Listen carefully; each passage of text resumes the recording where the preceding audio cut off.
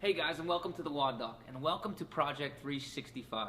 What is Project 365? It's a video project I'm placing together where we're going to do an extra video or an additional video every single day for the next 365 days. The primary focus that we're going to do is we're going to take some technique, we're going to take some mobility, and we're going to take some nutrition, and we're going to add their relevance to the CrossFit community. The first thing, or the first movement that we're going to try to start to tackle is going to be the squat.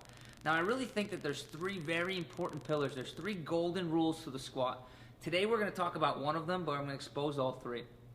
The first one is the ability to hold midline stability, and that's what we call like core stabilization, but overall, I talk about it as midline stabilization as a group.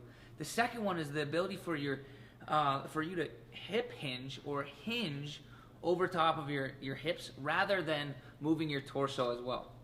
And the third one is the ability for your knees to stay over top your toes during that squat. And we use these all three in conjunction. We look for people to break down in one of those three golden rules. So the reason why we're going to start today with hip hinging and some hip hinging drills, we're going to do two strategies on how to make those better, is because those are the ones that I see the most faulty all the time. So two strategies for us to start our hip hinging ability.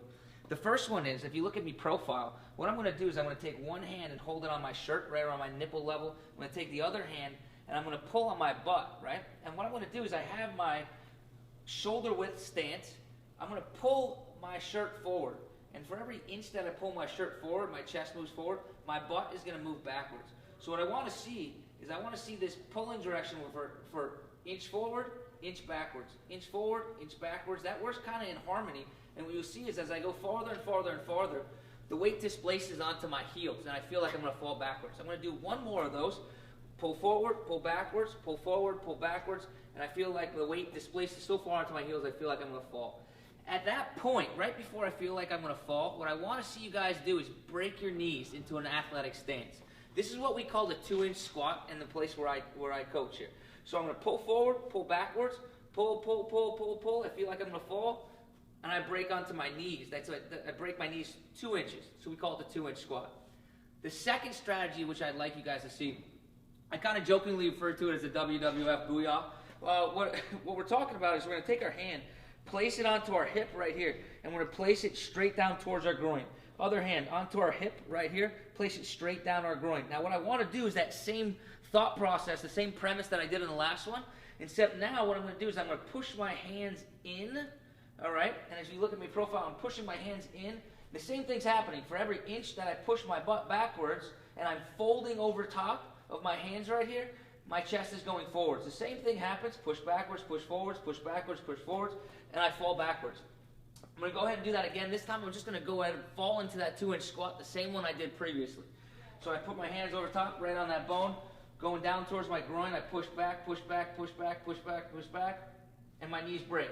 That's my 2-inch squat.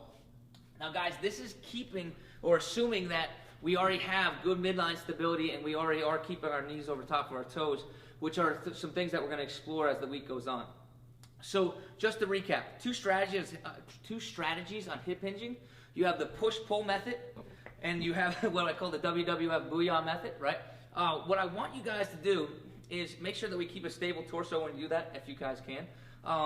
And we're going to try to acquire 100 2-inch squats. That's the prescription, 100 2-inch squats between now and tomorrow. Okay? So guys, just remember, this is day 1, 365, our Project 365, and I invite you guys to check us out every single day with a new video. And until then, we're optimizing function to optimize performance.